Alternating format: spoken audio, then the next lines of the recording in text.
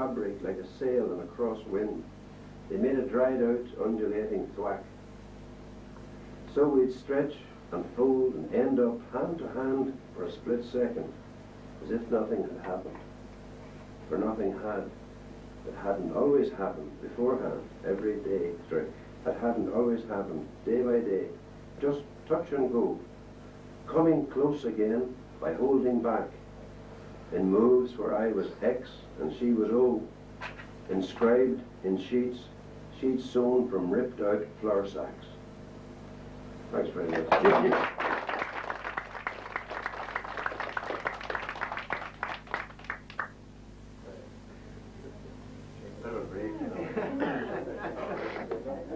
No, I'll do that for you all right now.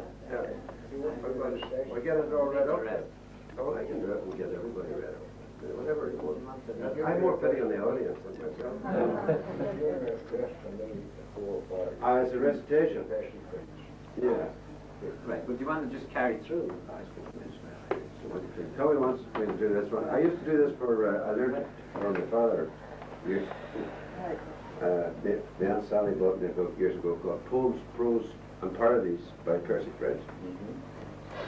And this night week actually in Dublin, Peter Ustinov, the actor, was over opening an exhibition of paintings by Percy French. He did watercolours, you know, scenes of all over the country. And Percy French's two daughters were there in their 90s. Terrific, hale and hearty, fresh, big old ladies. So they're in their 90s. But anyway, this is a request, which you all know. It's called the Four Farrellys. Not that I'm very good at it, but I always did it.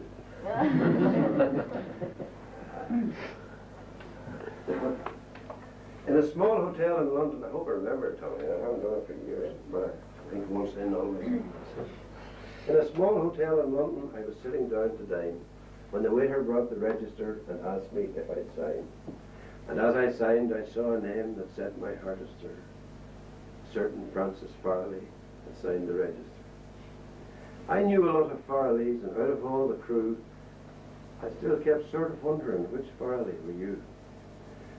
And when I'd finished dinner, I sat back in my chair, going round my native land to see which Farrelly you were.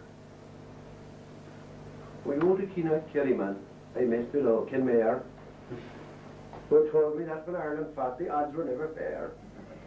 If Cromwell had met Sarsfield or Monroe O'Neill, it wouldn't be to Mr. Gladstone we'd be looking for appeal. Would have Ireland for the Irish, not a Saxon to be seen, and only Gaelic spoken in the house on College Green.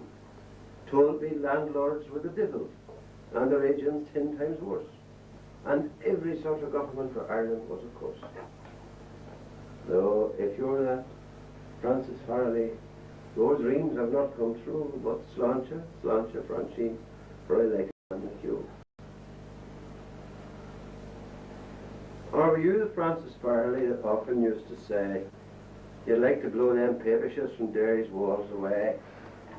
The boy that used to bother me, the Orange Lodge to join, and thought that history started with the Battle of the Boyne. I was not all with you, Francis, and the Pope is not my friend.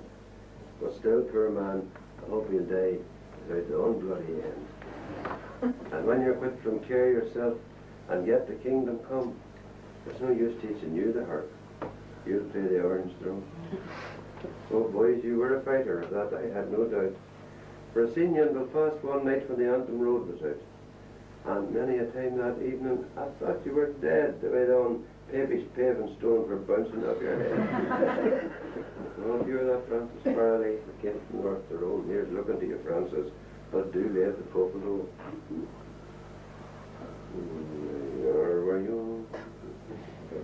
Oh, aye. Yeah. I owe the Francis Farrelly who in my college days for strolling on the Kingstown Pier had such a curious craze. Mind on lovely sister, a blonde and a brunette. I know I've not forgotten, and I don't think you'd forget me. And the picnic at the Dargo and the other at the Scalp, my heart was palpitating. Whereas wasn't not half of Someone said you married money, and maybe you were wise.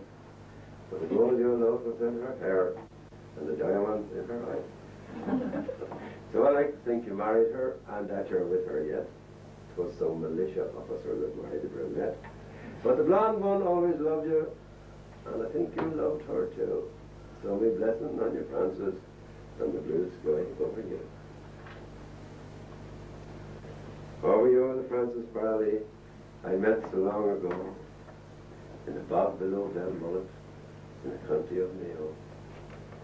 The long-legged, freckled Francis, with the deep-set, wistful eyes, that seemed to take their colour from those ever-changing skies, that put his flute together as I sketched the distant scene, and played me Planxty Kelly and the wakes of Inniskeen, that told me in the autumn he'd be sailing to the west to try and make his fortune and send money to the rest. Then would I draw a picture of the place where he was born, and he'd hang it up, look at it, and not feel so forlorn. And when I had it finished, you got up from where you sat and you said, well, you're the devil, and I can't say more than that. Oh, if you're that Francis Farrelly, your fortune may be small. But I'm thinking, Francis, I like you best of all. And I never can forget which years and years ago, in the bog below Ardboe,